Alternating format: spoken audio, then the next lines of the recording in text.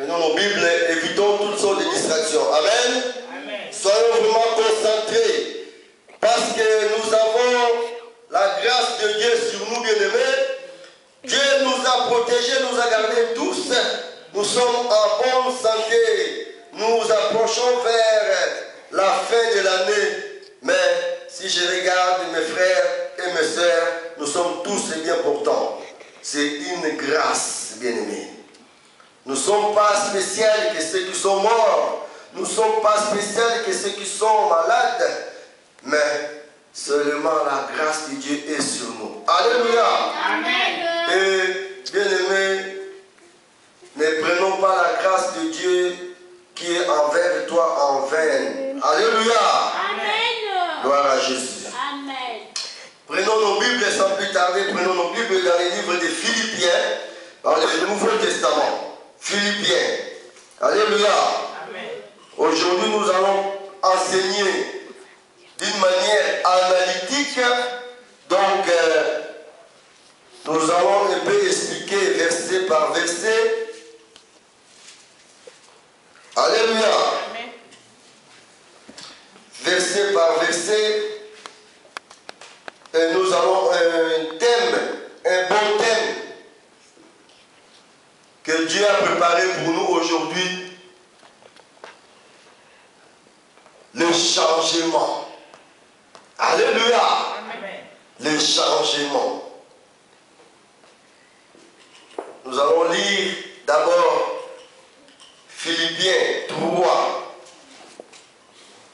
Philippiens 3. Nous commençons à partir du verset 5. Amen. Amen.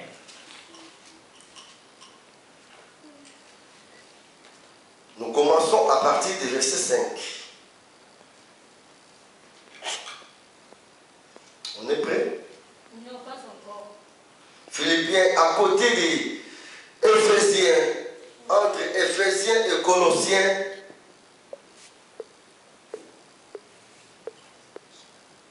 page 894 ou page 894.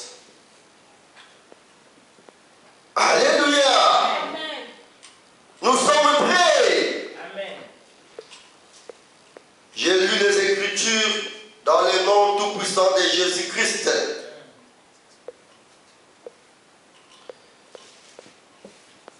Je le puis bien davantage, moi circoncis le 8e jour de la race d'Israël, de la tribu de Benjamin, hébreu, né d'hébreu, quant à la loi pharisienne, quant aux zèles, persécuteurs de l'Église, irréprochable à l'égard de la justice de la loi.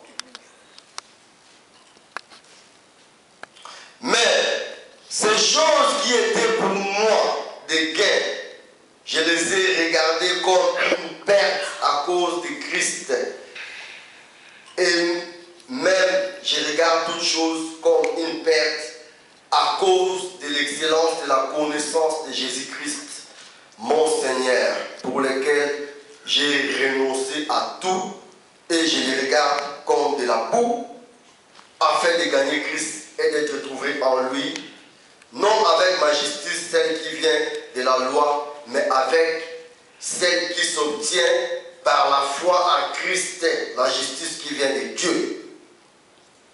Je m'arrête un peu là. Donc, 5.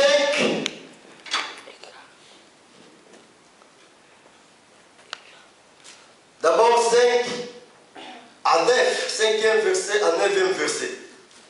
Alléluia. Amen. Donc, si je vais expliquer le changement,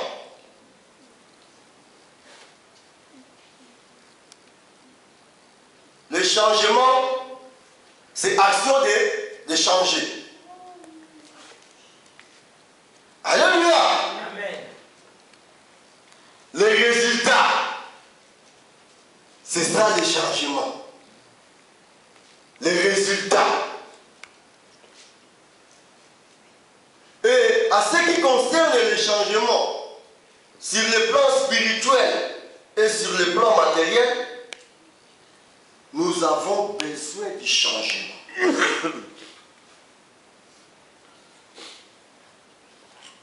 Donc je crois même dans la vie quotidienne, nous avons besoin du changement. Il n'y a personne qui veut rester seulement comme il est. Alléluia. Amen. Donc nous avons besoin du changement. Et nous voyons parce que notre Dieu, il est Elohim. Il est le Dieu qui avance. Amen. Alléluia. Il est le Dieu qui ne reste pas sur place. Mais c'est Dieu qui avance.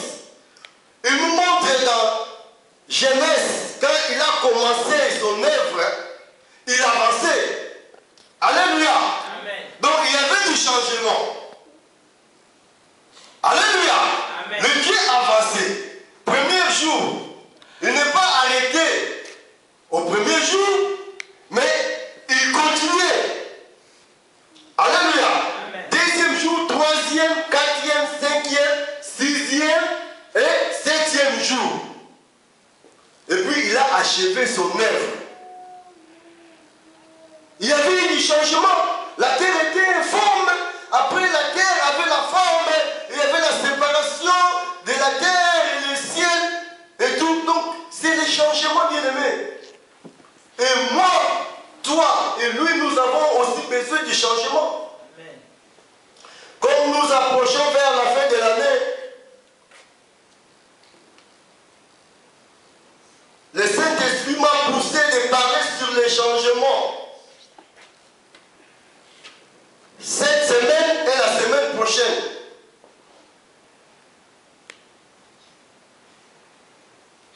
Nous avons besoin du changement. Les frères, les sœurs, les serviteurs dans l'église aussi a besoin du changement. Si le monde change, nous aussi, l'église doit aussi changer. Les frères, les sœurs aussi doivent changer. Et nous lisons le texte qui nous explique ici. Va derrière. Alléluia. Amen. L'auteur nous explique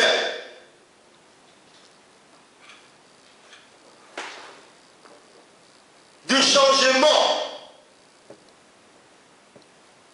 Il nous parle du 5e au 9e verset. Il nous explique au 5e verset qu'il était d'abord. Qui il était? Il était Saul. Il était persécuteur. Il persécutait l'église. Il était assassin. Il tuait les chrétiens. Alléluia. Il était un tueur.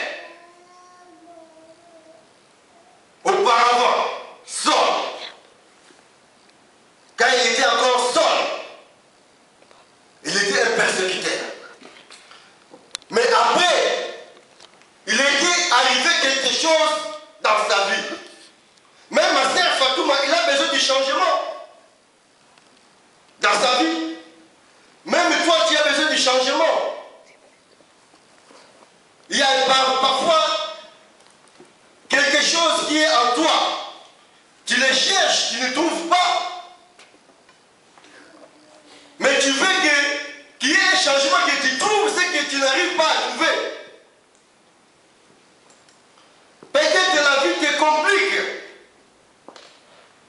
Et tu cherches comment t'en sortir. C'est un changement. Peut-être que tu es stérile, tu n'as pas des enfants. Et tu cherches des enfants. Tu cherches un changement. Qu'on t'appelle plus stérile. Alléluia. Amen. Peut-être que ça fait longtemps. Tu es sans papier. Et tu veux un changement. Qu'on t'appelle plus sans papier. Mais que tu obtiens les papiers, c'est un changement. Alléluia. Amen.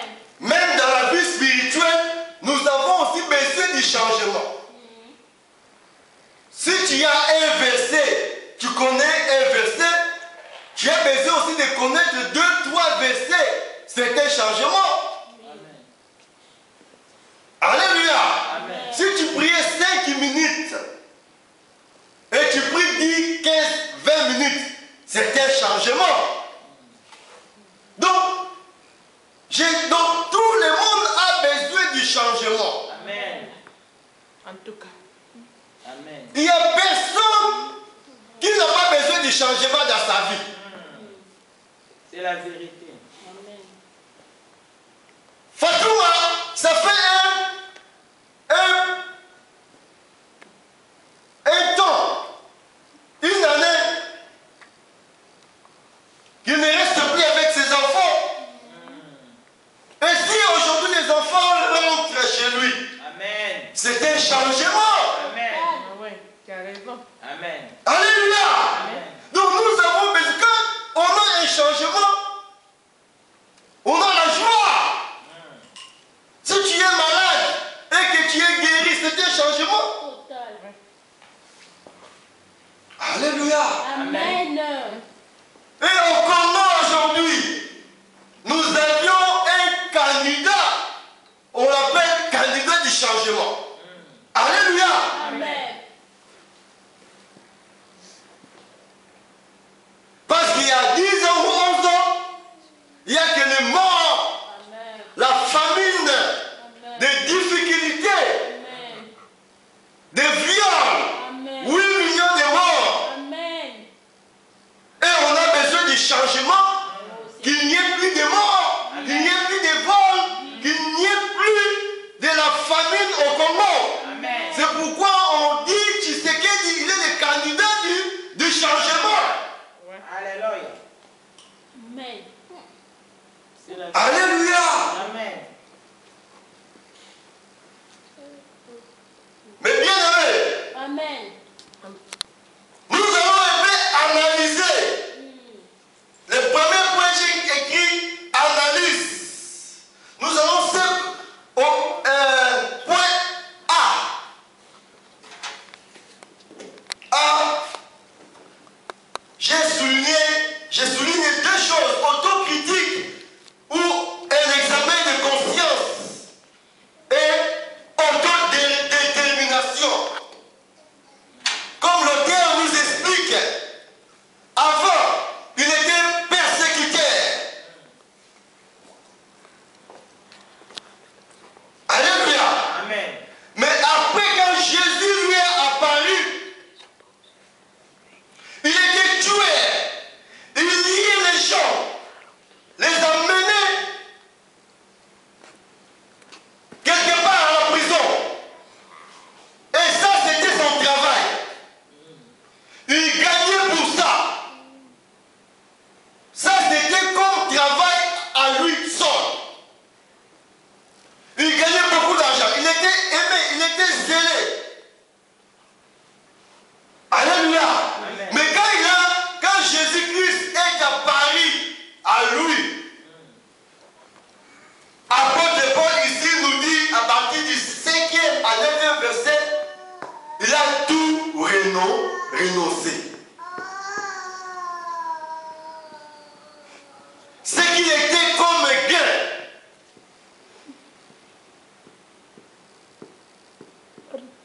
Mais il l'a regardé comme une perte. 1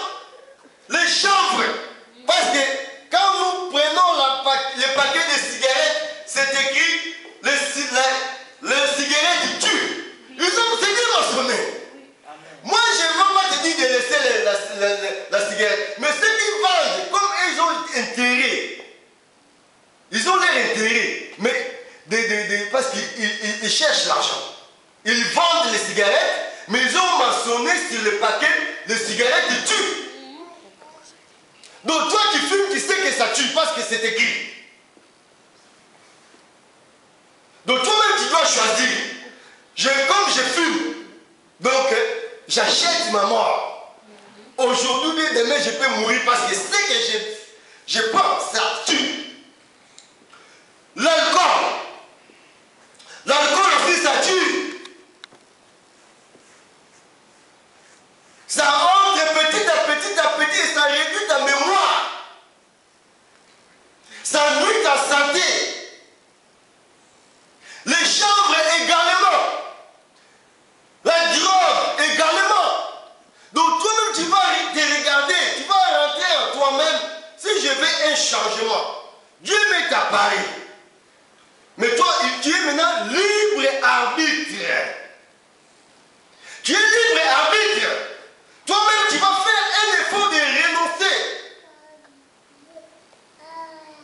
J'arrête de fumer. J'arrête de voler. J'arrête de vendre les drogues. J'arrête l'adultère. J'arrête l'impudicité. Alléluia. Amen. Donc, si je veux avancer sur le plan spirituel, si je veux devenir une bonne sœur ou un bon frère,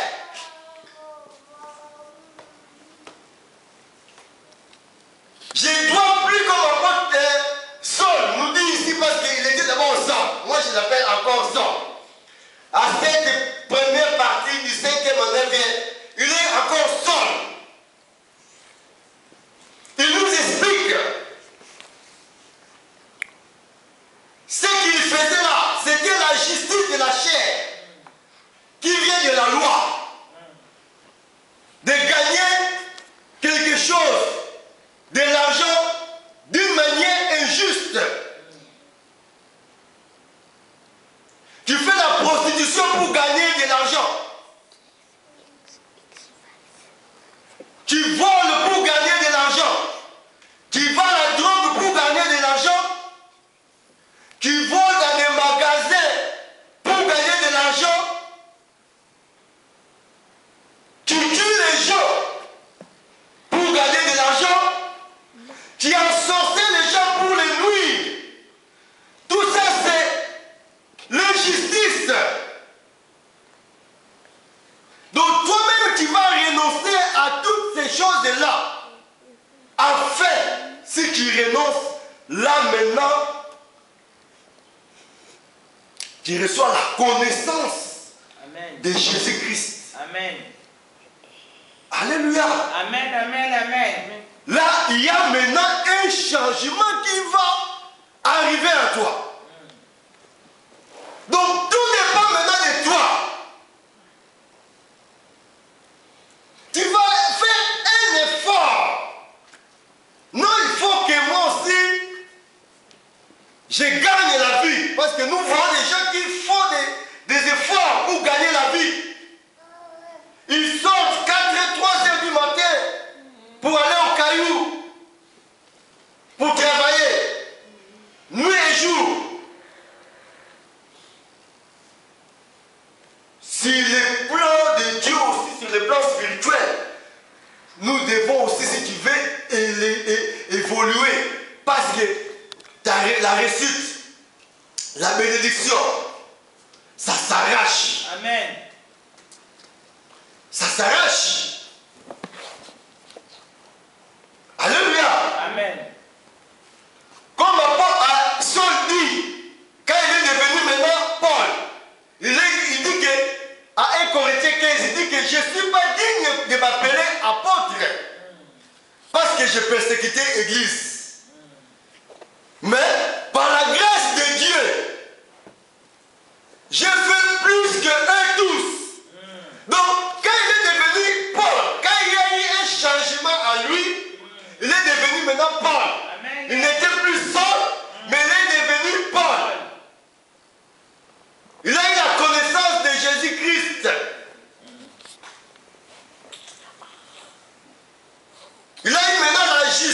de Dieu. Pas la justice de la chair. La justice de la chair t'amène avec le désir de la chair de faire le mal.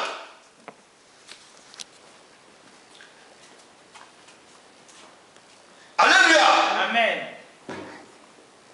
Il a dit, j'ai travaillé plus que eux tous. Amen. Tous les apôtres qui mangeaient et qui vivaient avec Jésus-Christ. Car un tiers du Nouveau Testament, c'est apôtre Paul qui l'a écrit. Il a beaucoup voyagé. Alléluia. Il a dit, c'est par la grâce de Dieu. Donc, la grâce de Dieu envers moi n'était pas vaine. Amen. Alléluia. Amen. Donc, il ne faut pas rejeter la grâce de Dieu. Quand Dieu t'a parlé, Amen. quand un serviteur prie pour toi, quand tu passes à la délivrance, c'est une grâce de Dieu. Amen. Il ne faut pas la rejeter. Si tu la rejettes, Dieu aussi va te rejeter. Amen. Dieu est comme ça, ennemi. C'est la vérité. Alléluia. Amen. Exemple. Amen.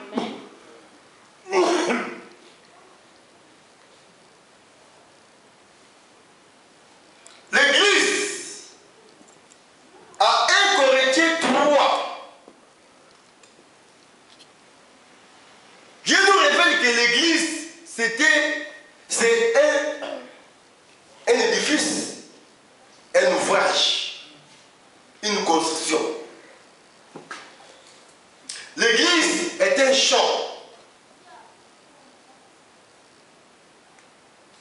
La moisson. Nous qui travaillons dans l'église, nous sommes des moissonnaires. Alléluia. Amen. Nous qui bâtissons l'église, nous bâtissons sur les fondements de Jésus-Christ. Alléluia. Amen. Nous bâtissons sur les fondements de Jésus-Christ. Donc nous bâtissons et nous regardons de quelle manière nous bâtissons. Alléluia. Amen. Donc Dieu compare l'église comme un champ, comme un ouvrage. Quand je plante, toi qui es là, tu arroses, et Dieu qui fait croître. Amen. Alléluia. Amen. Si tu ne plantes pas, ou moi je plante, toi tu n'arroses pas, et ce que moi j'ai planté, ça sèche, tu as des problèmes avec Dieu. Ou, si tu bâtis ton ouvrage, pas sur les fondements de Christ, mais sur l'or, l'argent, les diamants, il sera éprouvé par le feu. Et ce que tu bâtis sera révélé. Tu auras des problèmes avec Dieu. Amen. Alléluia. Amen. C'est pourquoi, comme apôtre Paul dit, un sage architecte, il sait comment dresser sa construction. Amen. Tu vas bien poursuivre les maçons, les ouvriers qui travaillent dans la construction. Amen. Tu dois être un sage architecte.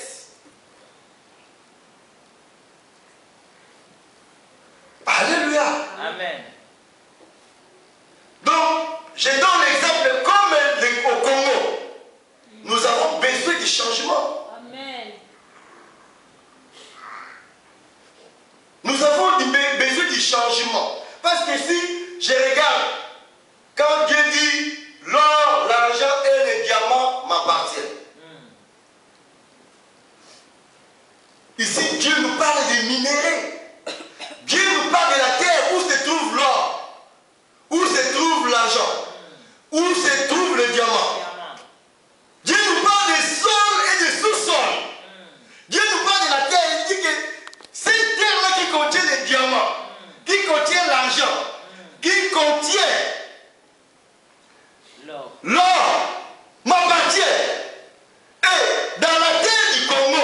il y a l'or, il y a l'argent et il y a les diamants. Donc la terre du Congo, ça appartient à Dieu. Amen. Amen. Amen. Ouais, Est-ce c'est pas clair? C'est clair. Donc le Congo appartient à Dieu. Amen. Amen. Alléluia. Amen. Donc si tu touches le Congo, tu touches Dieu. Donc si Dieu est pour le Congo, qui sera contre le Congo? Amen. Personne. Donc si tu viens pour détruire le Congo, tu cherches à détruire Dieu. Alléluia. Si tu combats le Congo, tu combats Dieu. Parce que le Congo, c'est une terre de Dieu. Amen. Donc Dieu nous parle des choses qui est intérieures. Parce que la bénédiction, c'est de l'intérieur, c'est pas l'extérieur. Amen. ouais. Prêche. La bénédiction, c'est pas l'extérieur. Alléluia. Bien aimé, dis-moi un peu, le sous-sol de la France, c'est quoi? La France a comme, quel minerai a-t-il le sous-sol de la France? Bien. Ou Hollande ou Belgique? Du pain. Ouais. Alléluia. Amen. Bien aimé, ne soyons pas distraits. Parce que la Bible dit les problèmes qui s'opposent maintenant au Congo. Bien aimé, c'est un long message, hein, ça. Nous sommes dans les changements. Mais j'entrepèse. Oui, papa, faut continuer. Ça, c'est un exemple Amen. Exact. pour les changements. Alléluia. Amen. Parce que si nous regardons pour les changements, à Éphésiens 6, nous dit que